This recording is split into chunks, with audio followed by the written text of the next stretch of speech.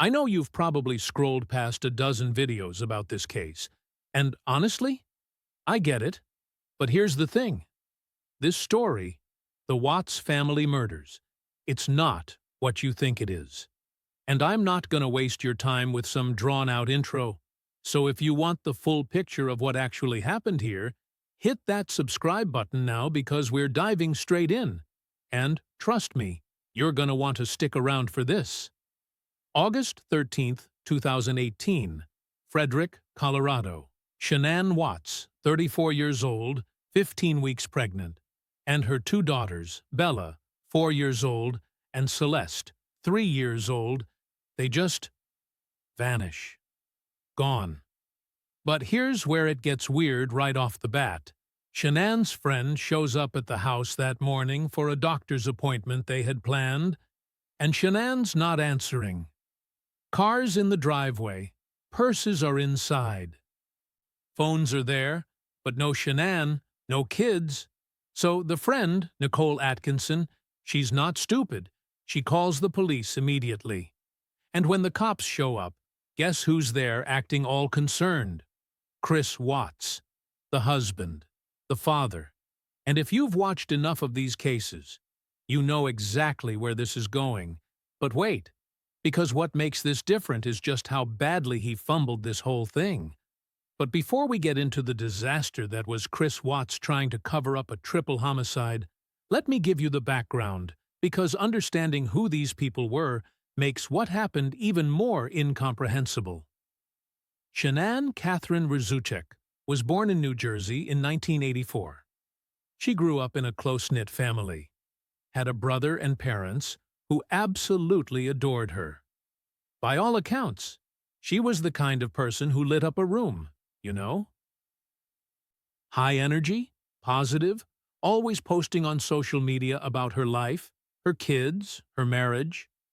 Some people found it annoying, that constant oversharing, but that was just who she was. She wanted to share her happiness with everyone. She met Chris Watts in 2010. Christopher Lee Watts, born in North Carolina in 1985. And Chris was, well, he was the opposite of Shanann in a lot of ways. Quiet, reserved, didn't have a lot to say. He worked in the oil fields, pretty standard blue-collar job. And here's what's interesting. A lot of people who knew them said Shanann was the dominant personality in that relationship. She made the decisions. She handled the finances. She was the one pushing them forward. They got married in 2012, down in North Carolina, Mecklenburg County. And from the outside looking in, everything seemed fine. They moved to Colorado, bought a house in Frederick, this nice suburban development where all the houses look basically the same. You know the type. HOA, perfectly manicured lawns, the works. Bella Marie was born in 2013. Celeste Catherine, they called her Cece, came along in 2015. And Shanann was documenting everything. I mean everything. First smiles, first steps, birthday parties, holidays. Every single milestone was on Facebook, on Instagram, on her YouTube channel. She was building this narrative of the perfect family, the perfect marriage, the perfect life. Now, here's where it gets complicated. Shanann got involved with a multi-level marketing company called Lavelle. They sell these health patches called Thrive, supposed to give you energy, help you lose weight, all that stuff. And Shanann went all in. She became a promoter.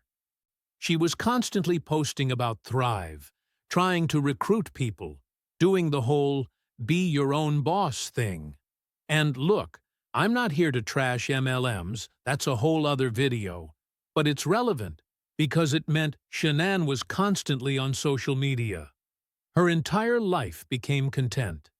Every moment was an opportunity to show how great Thrive was making her life, how amazing her marriage was, how perfect her kids were. And a lot of people saw through it, thought it was fake, thought she was just trying to sell them something. But the thing is, I don't think Shanann was being fake. I think she genuinely believed in what she was doing, and she genuinely thought her life was good. Chris, meanwhile, he was just kind of there. He showed up in the videos when Shanann needed him to, did the whole supportive husband thing. But if you go back and watch those videos now, knowing what we know, he always looks slightly uncomfortable. Like he's playing a role, but not really feeling it. Their finances were a mess, by the way. They filed for bankruptcy in 2015, medical bills, credit card debt, all piling up. They were living in this nice house in this nice neighborhood, driving nice cars, but they were drowning in debt. That's important context for what comes later, because Chris would claim that financial stress was part of why he snapped. But let's be real. Lots of people have financial stress, and they don't murder their entire family. By 2018, Shanann was pregnant again. A boy this time. They were gonna name him Nico. She announced it on social media. Big gender reveal party, the whole thing. And in all those posts, all those videos, Chris is right there smiling and acting excited. But behind the scenes, something was very, very wrong. So here's what was actually happening in early 2018. Chris started working out, losing weight, caring about his appearance in a way he never had before. Shanann noticed it, commented on it, seemed happy about it at first. My husband is finally taking care of himself. That kind of thing. But then it got weird. He became distant, cold, stopped being affectionate with Shanann, stopped wanting to be intimate with her. And Shanann, she's texting her friends about this, saying things like, "He doesn't touch me anymore. He says he doesn't love me. I don't know what's happening to us." She's posting on Facebook asking for prayers, saying her marriage is going through a rough patch. In June 2018, Shanann took the girls and went to North Carolina to visit her family. 6 weeks, she was gone for 6 weeks. And during those 6 weeks, Chris Watts was living a completely different life back in Colorado. Because here's what Shanann didn't know, Chris had met someone, Nickel Kessinger. 30 years old, worked as a geologist for Anadarko Petroleum, same company Chris worked for. They met at work, started talking, and by June, they were full-on involved. And I don't mean just a casual affair. Chris was all in. He was telling Nickel that he was separated, that he and Shanann were getting divorced, that he was going to have a new life, a fresh start. Nickel later told police she believed him when he said he was separated. She said she wouldn't have gotten involved if she knew he was still living with his wife. But here's the thing, and this is where it gets murky. She was Googling Shanann's name. She was looking up Shanann Watts before Shanann even went missing. So she clearly knew who Shanann was, knew this woman existed. During those 6 weeks that Shanann was in North Carolina with the kids, Chris and Nickel were living it up. Romantic dinners, spending nights together. Chris was Googling wedding rings, looking at apartments, planning a whole new future. He took Nickel to a sand dunes park for a romantic day trip. He was playing the role of single man, ready to start over. And then Shanann came back. Actually, let me back up a second, because the trip to North Carolina, that's important too. Shanann was there with the girls, posting pictures, spending time with her family. And her parents, Frank and Sandra Razuchek, they noticed Chris wasn't coming to visit. 6 weeks, and the guy couldn't find time to come see his wife and kids. That struck them as odd, but they didn't push it. Figured maybe he was busy with work. But Shanann knew something was seriously wrong. She was texting her friends, talking about how Chris was different, how he seemed checked out. There's this one text exchange that's just heartbreaking where she's saying, "I don't know if he wants to be with me anymore." And her friend is trying to reassure her, saying, maybe he just needs space. Maybe it's the financial stress. On August 9th, Shanann posted on Facebook saying she and Chris were going to therapy. trying to work things out. She booked them a couple's weekend at a resort in Aspen, trying to reconnect, trying to save her marriage. And Chris is responding to these posts with heart emojis, love you comments, playing the part of the husband who wants to fix things. But at the same time, at the exact same time, he's texting Nichols saying, I can't wait for you to be my girlfriend forever. Looking at properties where they could live together, planning his exit strategy. He was living two completely separate lives, and he thought he could pull it off. Before I go any further, if you're finding this breakdown valuable, if you appreciate the detail I'm putting into this, do me a solid and hit that subscribe button. I'm not doing the quick sensationalized version. I'm walking you through every piece of this puzzle. And there's a lot more to come. So, August 13th rolls around. Shanann's flight is getting in late, around 2 a.m. She's been in North Carolina with her parents and the girls, and now she's coming home. Her friend Nicole Atkinson picks her up from the airport and drives her home. There's doorbell camera footage of Shanann walking into her house at 1:48 a.m. She's carrying luggage, looks tired. That's the last time anyone except Chris Watts sees her alive. Now, what actually happened in that house in the early morning hours of August 13th, we only have Chris's word for it, and his story changed multiple times. But let me walk you through what investigators believe happened based on the evidence, the autopsy reports, and Chris's eventual confession. Chris later said that when Shanann got home, they had an emotional conversation about their relationship. He told her he wanted a separation, and according to Chris, Shanann didn't take it well. But here's the thing. There's no evidence of any kind of fight or struggle. The house was pristine when police arrived. No signs of any disturbance at all. The autopsy showed that Shanann was strangled from behind. She had no defensive wounds, no signs that she fought back. The medical examiner determined she was likely asleep or in bed when she was attacked. Chris claimed he killed her in a rage after she allegedly hurt the children, but the physical evidence doesn't support that at all. Shanann died from manual strangulation. That means Chris used his hands to choke her to death, and that takes time. It's not instant, it's not quick. You have to maintain pressure for minutes. And during those minutes, Shanann was dying, and Chris was making a choice, over and over again, to keep going. The girls, Bella and Celeste, they were killed differently. And this is where it gets even darker, if that's possible. Chris initially told police that Shanann killed them, that he saw her strangling Celeste on the baby monitor and Bella was already dead. But the autopsy results proved he was lying. Both girls died from smothering and asphyxiation. But here's the really horrific part. They also had crude oil in their lungs and stomachs. That means they were still alive when Chris dumped them in those oil tanks. They were breathing, and they inhaled the oil. They drowned in oil. Let me say that again, because I need you to understand the level of depravity we're talking about here. Chris Watts smothered his daughters, but they weren't dead yet. He then drove 45 minutes to an oil field where he worked, dragged his wife's body out, and buried it in a shallow grave, and then shoved his two little girls through 8-inch hatches into oil tanks where they drowned. And according to Chris's later confession, the one he gave to investigators in prison in 2019, Bella woke up during all of this.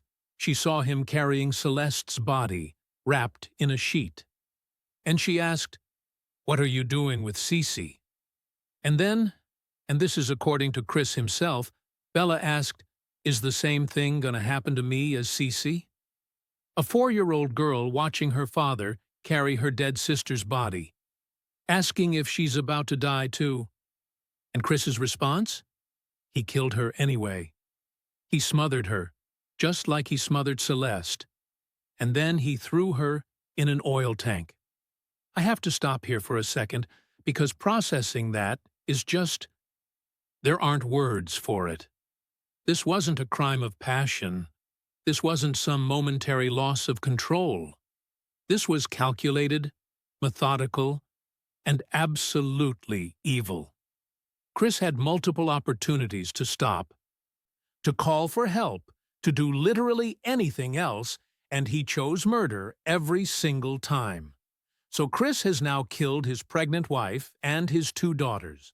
It's early morning, probably around 5 or 6 a.m. at this point, and what does he do? He loads their bodies into his work truck. Shanann's body in the back, wrapped in a sheet. The girls' bodies in the back seat. And he backs his truck up to the garage to load everything. Now here's where Chris's intelligence, or lack thereof, really shows. His neighbor, Nate Trenestic, had a security camera that pointed directly at Chris's driveway. And that camera captured everything. Chris backing his truck up at 5:27 a.m. Chris loading something into the truck leaving. All time-stamped, all recorded. Chris drives 45 minutes to a remote oil field site called Cervi 319, one of the locations he manages for Anadarko Petroleum. It's isolated, way out in the middle of nowhere. He digs a shallow grave and buries Shanann. He puts the girls in separate oil tanks that are only accessible through 8-inch hatches at the top, which means he had to really work to get their bodies in there. And then he cleans himself up and goes through his workday like nothing happened. He has a meeting with colleagues. He drives around checking on various sites. He texts Shanann's phone a few times. "Where are you? Call me when you get this," building his narrative of the confused, concerned husband.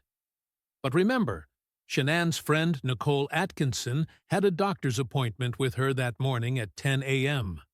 Shanann doesn't show up. Nicole goes to the house, no answer. She calls Chris, and he says he doesn't know where Shanann is, that she wasn't home when he got up for work. Nicole calls the police at 1:40 p.m. The Frederick Police Department responds. Officer Coonrod arrives at the house, and Chris shows up shortly after. And this is where we get to watch Chris's terrible, terrible acting skills in real time. Chris walks through the house with the police officer, and he's doing this weird performative concern thing. "I don't know where they are. This isn't like her. She always tells me where she's going." But his body language is all wrong. He's not frantic. He's not panicking. He's just kind of going through the motions. The police notice immediately that Shanann's purse is there. Her phone is there. Her medication is there. She was obsessed with documenting her life on social media. Never went anywhere without her phone. The idea that she just walked out with 2 toddlers and nothing else made 0 sense. They check the house. No signs of struggle. No signs of forced entry. Everything looks normal, except for the fact that a pregnant woman and 2 small children have vanished. Chris offers to let them look at his phone, his truck, whatever they need. He's being overly cooperative in that way guilty people often are, trying too hard to seem helpful. The cops start digging into the background. They find out about the financial problems. They talk to Shanann's friends, who tell them the marriage was struggling. They pull Chris's phone records and GPS data. And they ask the neighbors if anyone has security cameras. Nate Trinastic, the neighbor, he comes through with that footage I mentioned. The cops review it, and it shows exactly what I described. Chris backing his truck up, loading something heavy, driving away at 5:27 a.m. No Shanann walking out with kids, no other vehicles, just Chris, alone, with his truck. The police bring Chris in for questioning, and before they do that, Chris goes on the local news. Channel 9 News in Denver sends a crew to the house, and Chris agrees to do an interview. And this interview becomes one of the most analyzed pieces of footage in true crime history, because Chris's behavior is just bizarre. He's standing there in front of his house, and he's saying things like, "I just want them to come home. Those kids are my life. If someone has her, just bring her back." But his affect is completely flat. He's not crying. He's not emotional. He's doing this weird half-smile thing. At one point he says, "I mean, she wasn't here." And he's got this little smirk on his face. Commentators and body language experts would later tear this interview apart. The lack of pleading directly to Shanann, the use of past tense when talking about her, the total absence of genuine emotion. But in the moment, the cops are watching this, and they know. They absolutely know. August 15th, 2 days after Shanann disappeared, the police bring Chris in for a formal interview. They also ask him to take a polygraph test, and Chris agrees. Now, polygraphs aren't admissible in court. They're not perfect science, but they're a useful investigative tool because they can help narrow down areas to focus on. Chris sits for the polygraph. The examiner asks him a series of questions. Did you hurt Shanann? Do you know where Shanann is? Were you involved in Shanann's disappearance? And Chris answers no to all of them. And he fails, spectacularly fails. Like not even close to passing. After the polygraph, Chris goes back into the interrogation room with Detective Tammy Lee and Agent Graham Coder from the CBI. And these two, they're not playing games anymore. They know he's lying, the polygraph confirmed it, and now they're going to break him down. And you can watch this interrogation. It's been released publicly, and it's this fascinating psychological dance. The detectives start by building rapport, telling Chris they understand relationships are complicated, that sometimes things happen that we don't plan for. They're giving him an out, a way to confess without saying, "I'm a monster who murdered my family."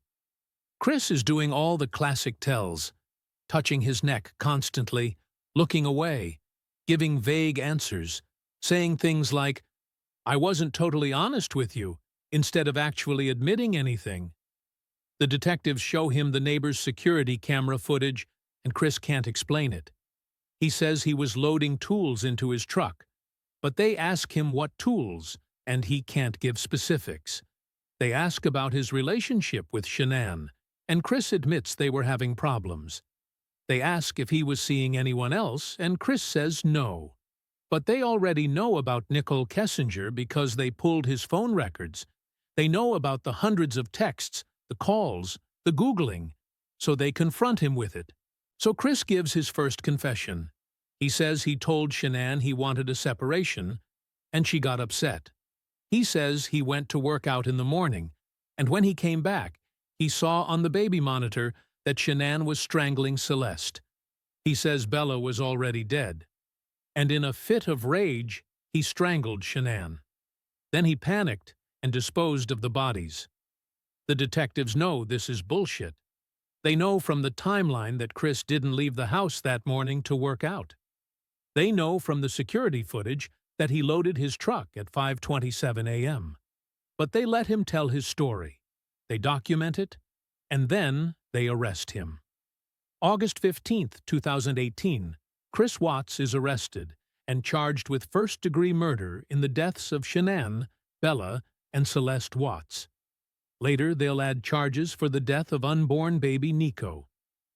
Now, before we continue with what happened after the arrest, I need you to hit that subscribe button if you haven't already, because we're going deep into the investigation, the evidence, the trial, and the psychology behind this case. This is the kind of comprehensive breakdown you're not going to find in those quick 10-minute videos, so make sure you're subscribed so you don't miss anything. The same day Chris is arrested, police get a search warrant for the oil field site. They know from Chris's GPS that he was at Survey 319 on the morning of August 13th. And based on Chris's confession, they know that's where the bodies are.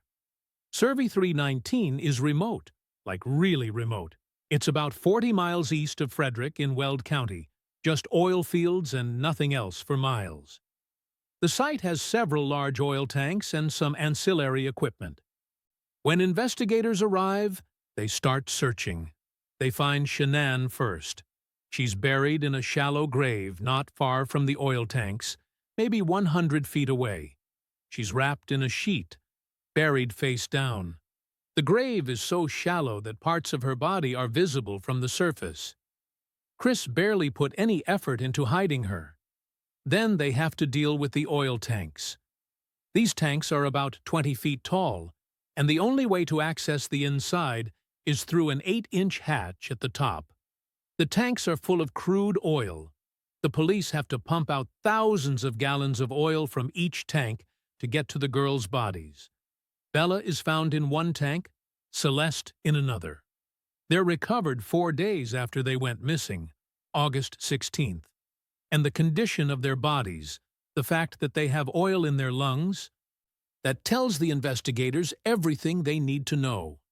These girls were alive when they went into those tanks. The autopsies are conducted by the Weld County coroner. Shanann's cause of death: manual strangulation. Time of death estimated between 2 a.m. and 6 a.m. on August 13th. Bella's cause of death: smothering and asphyxiation with crude oil aspiration. Celeste: same thing. Baby Nico also died, obviously, when Shanann died. The autopsy reports also note that Shanann had no defensive wounds. None. No skin under her fingernails, no bruises on her hands or arms from trying to fight off an attacker. This contradicts Chris's story that she was in a rage, that they fought. If someone is strangling you, you fight back. It's instinct. The fact that she didn't means she was probably asleep or unconscious when Chris attacked her. While Chris is sitting in jail, the investigators are building their case. They pull phone records, text messages, social media posts, financial records, GPS data, everything. And a picture starts to emerge of a man who was living a double life and who decided murder was easier than divorce. They interview Nicole Kessinger. And Nicole's interview is interesting because she's clearly trying to distance herself from the whole thing while also providing information. She tells them she met Chris at work in June, that they started seeing each other, that he told her he was separated and getting divorced. But here's where Nicole's story gets questionable. She admits she knew Chris was still living in the family home. She admits she Googled Shanann's name, looked at her Facebook, checked out her social media. So this idea that she had no idea Chris was still married and playing happy family, it doesn't really hold up. The investigators pull Nicole's phone records and internet search history, and this is where it gets really interesting. On the night of August 12th, before Shanann even went missing, Nicole was searching for wedding dresses. She was looking at Shanann's Facebook page. She was invested in this relationship with Chris. Then, on August 13th, after Shanann's friend reported her missing, Nicole started Googling things like, how long does it take to prepare for anal sex, which was apparently something she and Chris had talked about. And then she started Googling things like, can cops trace deleted text messages, and how to conceal text messages. Now, Nicole was never charged with anything. The investigators determined she wasn't involved in the murders and didn't know Chris was planning to do this. But her searches raised questions about what she knew and when she knew it. Did Chris tell her he was planning something? Did she have any idea what was about to happen? We don't know, because Nicole gave her interview, handed over her phone, and then basically disappeared from public life. The investigators also dig into Chris and Shanann's finances. And it's bad. They're hundreds of thousands of dollars in debt. Credit cards maxed out. Medical bills piling up. They're behind on the mortgage. Shanann's Thrive business wasn't making money. It was costing them money. They were in a financial hole they couldn't climb out of. Some people try to use this as mitigation, like, oh, the financial stress made him snap. But here's the thing. Divorce is cheaper than prison.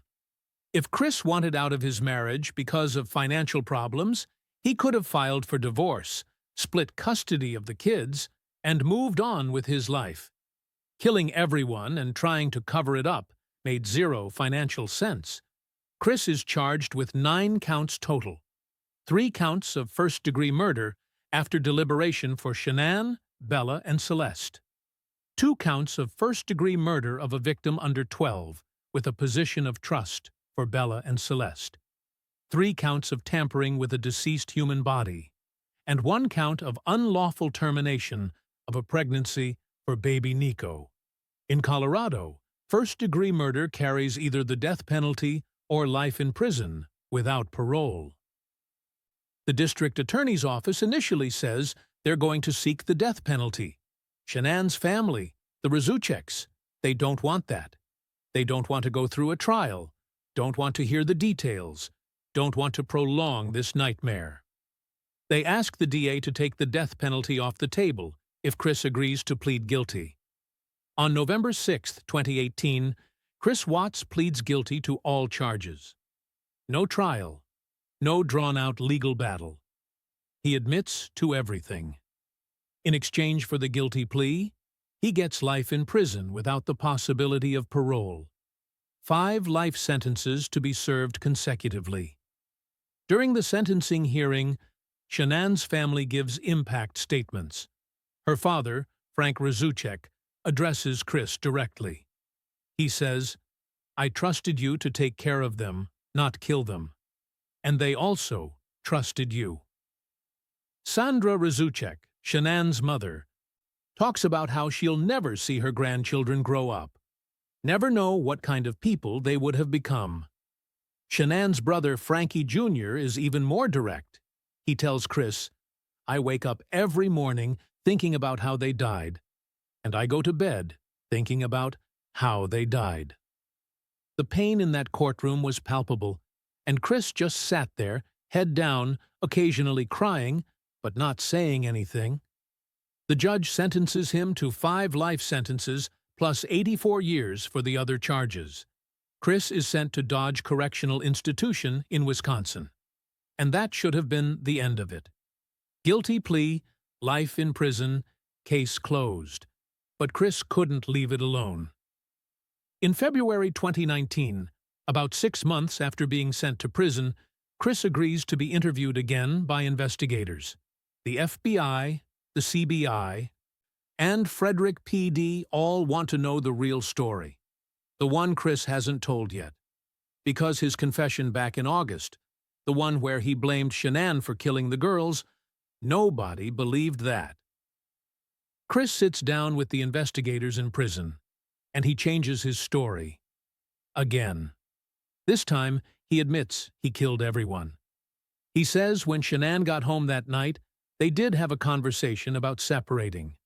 He says it was civil at first, but then he told her about the affair with Nicole. According to this version, Shanann got upset and said she was going to take the kids and go stay with a friend. Chris says he then went into the girls' room and smothered Bella and Celeste while they were sleeping. Shanann walked in while he was smothering Celeste, and she attacked him, asking what he was doing. He then smothered Shanann on the bed. But wait, that still doesn't match the physical evidence, because Shanann was strangled from behind, not smothered from the front. And she had no defensive wounds, so Chris is still lying, still changing details, still trying to minimize his culpability. Then, in another interview later in 2019, Chris changes the story again. This time he says he smothered all 3 of them in the house, loaded them in his truck, and drove to the oil field. He says Bella and Celeste were still alive when he got there. He says Bella actually asked him, "What are you doing with Cece?" when she saw him carrying her sister's body. And he says Bella asked, "Is the same thing gonna happen to me as Cece?" And Chris said, "Yes," and then he smothered her too. This version, as horrific as it is, actually matches the physical evidence better. The oil in the girl's lungs, the autopsy findings, the timeline. This was probably the closest Chris came to telling the truth, and it makes everything so much worse. Because what this confession reveals is that Chris had multiple opportunities to stop. When Bella woke up and asked that question, he could have stopped. He could have called 911, said it was an accident, said he had a mental break, anything. But instead, he killed her too, stuffed her body in an oil tank, and went to work. So let's talk about why. Why would a seemingly normal guy, a dad who by all accounts loved his kids, do something like this? Because that's what everyone wants to know. What was he thinking? First off, Chris Watts is not unique. He's what criminologists call a family annihilator, and unfortunately, it's more common than people realize. In the United States, about 20 families are annihilated each year, and about 90% of the time, it's the father who does it. There are generally two types of family annihilators. There's the self-righteous type, who kills his family because he feels like he's lost control, usually due to financial problems or the threat of separation, and he sees killing everyone as the only way to maintain some semblance of control or protect his family from some perceived worse fate. Then there's the disappointed type, also called the sociopathic type. This is a guy who kills his family because they're in the way of what he wants. He sees them as obstacles to his happiness, not as human beings with their own right to exist. Chris Watts falls firmly into this category. Chris wanted a new life with Nickel. He wanted to be free from the financial stress, free from the responsibilities of being a father and husband. And in his mind, the easiest path to that new life was to eliminate the old one. Not divorce, not separation, but murder. There's this narcissistic element to it where he couldn't conceive of a world where he had to deal with the consequences of his actions. He didn't want to be the bad guy who left his pregnant wife for another woman. He didn't want to pay child support or deal with custody arrangements. He wanted a clean slate, and murdering his family gave him that. Or so he thought. Psychologists who have analyzed the case point to Chris's personality as a major factor. He was conflict avoidant, passive, always went along with what Shanann wanted because it was easier than standing up for himself. But that resentment built up over the years. He felt controlled, felt like he couldn't breathe in his own marriage. And instead of dealing with that in a healthy way, through therapy or honest communication, he bottled it up until it exploded in the worst possible way. Some people try to blame Shanann for this, saying she was too controlling, too domineering, that she pushed him to it. And that's complete garbage. Even if Shanann was difficult to live with, even if the marriage was suffocating, that doesn't justify murder. It doesn't even come close to justifying murder. Millions of people are in unhappy marriages, and they don't kill their families. Chris made a choice. Multiple choices, actually. He chose to have an affair instead of addressing his marriage problems. He chose to lie to everyone instead of being honest. He chose to strangle his wife while she slept. He chose to smother his daughters. He chose to stuff their bodies in oil tanks. Every step of the way, he had options, and he chose the most evil one available. So where does this leave us? Chris Watts is in prison in Wisconsin, and by all accounts, he's not having a great time. There have been reports that he's been assaulted by other inmates, that he's in protective custody most of the time. He's become something of a target because crimes against children don't sit well even in prison.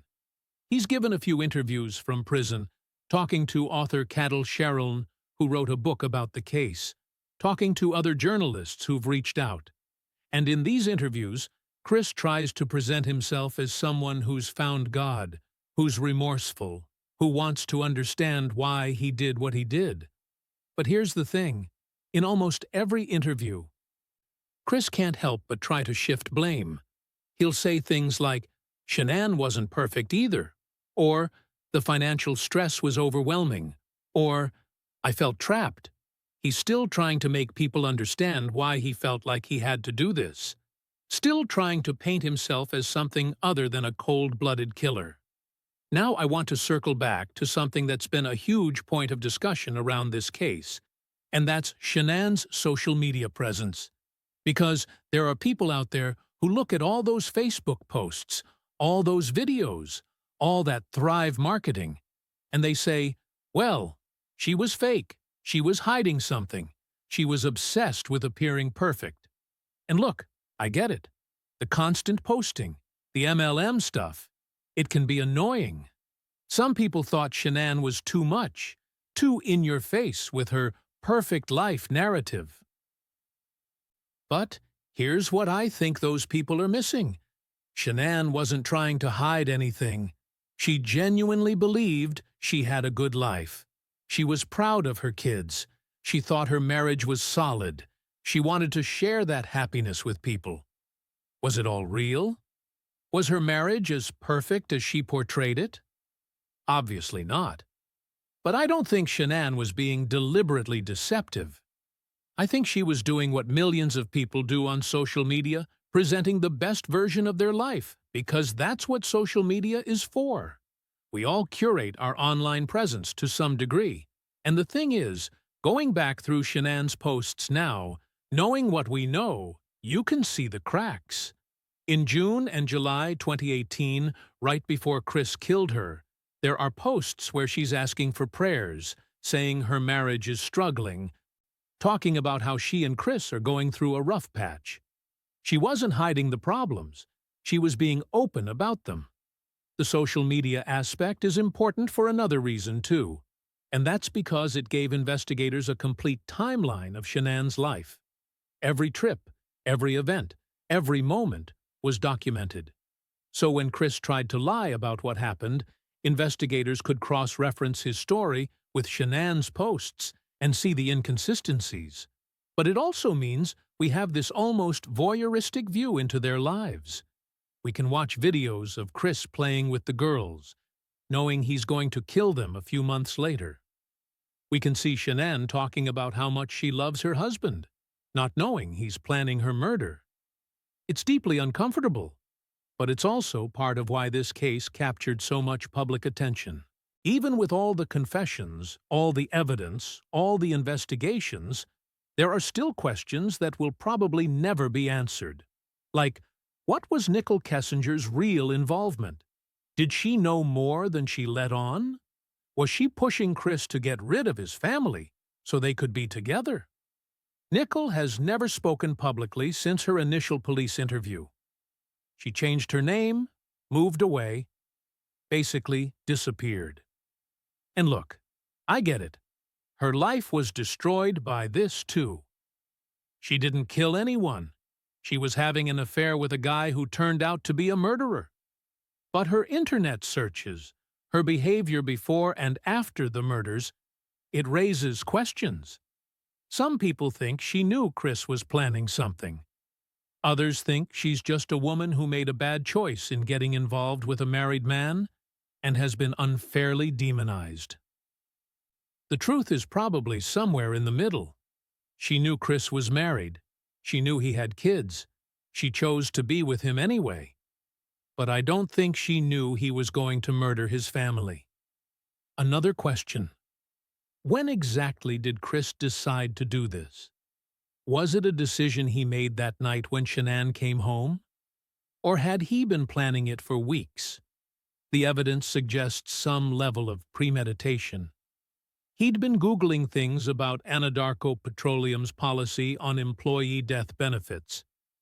He'd been thinking about how to get rid of his family for a while. But did he have a specific plan that night? Or did he just know generally that he needed them gone and took the opportunity when it presented itself? We don't know. Chris has given so many different versions of events that it's impossible to know what the truth is. And here's another thing that bothers me. The girl's last moments. Chris says Bella woke up, that she saw him with Celeste's body. that she knew what was about to happen to her. But what about Celeste? Was she awake when he smothered her? Did she know what was happening? The autopsy reports don't give us those answers, and Chris's confessions are unreliable. These are questions that haunt Shanann's family, I'm sure, not knowing exactly how their loved ones spent their final moments, having to imagine the fear and confusion and pain. It's a special kind of torture. This case became huge, and I mean huge. Netflix made a documentary about it, American Murder, The Family Next Door, which used a lot of Shanann's own social media footage. It's been covered on every true crime podcast, every YouTube channel, every documentary series. Why? What is it about this case that captured so much attention? I think part of it is the social media aspect. We got to see into this family's life in a way we don't usually get with murder cases. We have hundreds of videos of Shanann, Chris, and the girls. We can watch their lives unfold in real time right up until the murders. It's like watching a horror movie, where you know the ending, but the characters don't. But I also think it's because Chris Watts is so ordinary. He's not some obviously scary person. He looks like a regular dad. He worked a regular job. He lived in a regular suburban house. And that's terrifying, because it means the danger can come from anywhere, from anyone, even from the person sleeping next to you. The case also sparked a lot of debate about familicide, about why men kill their families, about warning signs, about how to protect yourself. Domestic violence advocates use this case as an example of how abuse isn't always obvious, how the most dangerous time for a woman is often when she's pregnant or trying to leave. Some coverage has been good, responsible, focused on the victims and the facts, but a lot of it has been exploitative, sensationalized, focused on Chris and his motives rather than Shanann and the girls and their lives. There are entire communities online dedicated to analyzing every detail of this case, to speculating about Nichols' involvement, to armchair diagnosing Chris with various psychological disorders. And look, I'm doing a video about it right now, so I'm part of the media circus too. But I think there's a difference between covering a case respectfully, focusing on the facts and the victims, and turning it into entertainment, turning it into gossip. Shanann, Bella, Celeste, and Nico were real people. They deserve to be remembered as more than just a true crime story. Before we get to the conclusion, I need you to hit that subscribe button one more time if you found this deep dive valuable. There are too many stories like this, too many families destroyed by people they trusted. And the more we understand about these cases, the better equipped we are to recognize warning signs and protect ourselves and others. So let's talk about warning signs, because that's what everyone wants to know after a case like this. How do you spot a potential family annihilator? How do you know if you're in danger? The truth is, it's complicated. Most people who have affairs don't murder their families. Most people in financial trouble don't murder their families. Most conflict-avoidant, passive personality types don't murder their families. But there are some red flags that, when combined, should make you pay attention. Sudden behavior changes. Chris started working out, caring about his appearance, being more distant. Individually, none of these things are alarming, but together, they indicate someone who's checking out of their current life and preparing for a new one. Emotional withdrawal. Chris stopped being affectionate with Shanann, told her he didn't love her anymore. When your partner suddenly shuts down emotionally, especially if it's abrupt and not accompanied by any attempt to fix the relationship, that's a red flag. Financial stress combined with an affair. This is a particularly dangerous combination because the person feels trapped by their financial obligations and sees their affair partner as an escape route. They start to view their family as the obstacle standing between them and happiness. Lack of empathy. Looking back at Chris's behavior, the way he could play with his daughters and then murder them hours later, the way he could go on TV and fake concern while knowing exactly where their bodies were, it shows a complete lack of empathy. These aren't sudden developments. This is who Chris always was. He just hid it well. Isolation from friends and family. In the months before the murders, Chris was pulling away from everyone except Nicole. He stopped hanging out with friends, stopped engaging with Shanann's family. Isolating yourself is a warning sign that you're preparing to do something you know others would try to stop. Now, here's the hard part. Even if you spot all these warning signs, what are you supposed to do? Shanann saw the signs. She knew Chris was acting differently. She tried to fix their marriage. She tried to reconnect with him. And it didn't matter. Because at the end of the day, you can't control what another person does. The only thing you can control is your own response. If you're in a relationship where you feel unsafe, where your partner is becoming increasingly distant or angry or controlling, trust your gut. Reach out to friends, family, domestic violence resources. Make a plan to leave safely. Don't confront your partner directly if you think there's any chance they might become violent. And if you're someone who knows a person in that situation, don't be silent. Check in with them. Let them know you're there. Offer concrete help, not just, let me know if you need anything, but, I'm picking you up on Tuesday. Pack a bag. Sometimes that external push is what someone needs to get out. So, what's the legacy of this case? What do we take away from the murders of Shanann, Bella, Celeste, and Nico Watts? I think the biggest thing is that we need to take women seriously when they say something is wrong. Shanann told people her marriage was in trouble. She told them Chris was acting weird. And people reassured her, told her it would be okay, told her to give him space. Nobody thought she was in danger because Chris seemed so normal, so harmless. We need to understand that domestic violence doesn't always look like bruises and black eyes. Sometimes it's cold silence. Sometimes it's emotional withdrawal. Sometimes it's a husband who slowly disconnects from his family until one day he snaps and kills them all. We need to stop romanticizing the idea of family at all costs. This idea that you have to work on your marriage no matter what, that you have to stay together for the kids, it traps people in dangerous situations. Sometimes the best thing you can do for your kids is leave an unhealthy relationship. Shanann didn't know leaving was the safer option, but it would have been. We need to recognize that social media is not reality. Shanann posted about her perfect life, but behind the scenes, her marriage was falling apart. How many other people are doing the same thing?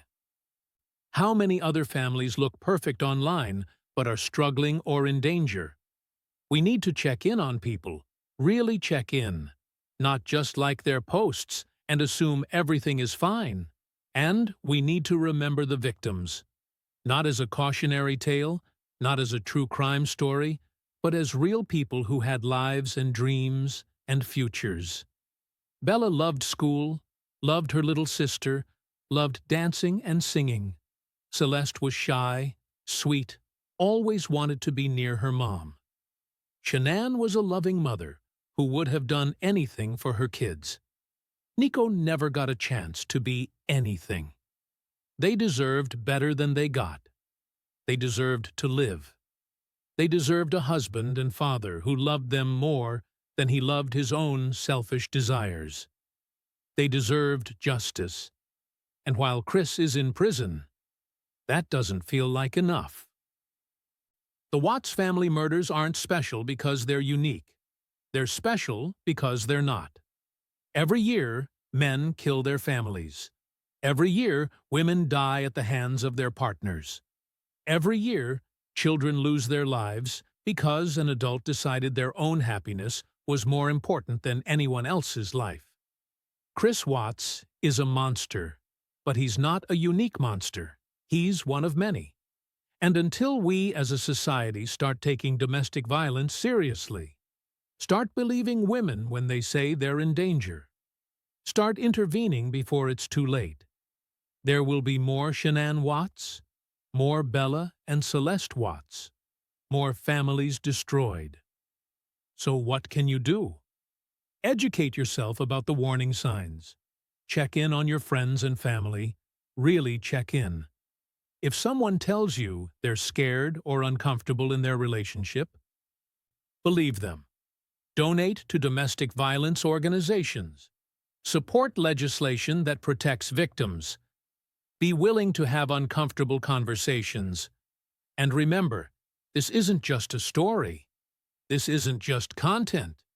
These were real people with real lives who were murdered by someone who was supposed to love them. Shanann Watts was 34 years old. Bella Watts was 4. Celeste Watts was 3. Nico Watts never got to be born. Say their names. Remember them. Make sure they weren't just another true crime case, but actual human beings who mattered. If this video opened your eyes, if it made you think differently about domestic violence, or family annihilators, or the dangers that can lurk in seemingly normal relationships, hit that subscribe button. Drop a comment telling me what case you want me to cover next, what questions you still have about this case, or just your thoughts on everything we've discussed. Stay safe out there. Trust your gut. And if something feels wrong, it probably is. Don't wait until it's too late. Thanks for watching. I'll see you in the next one.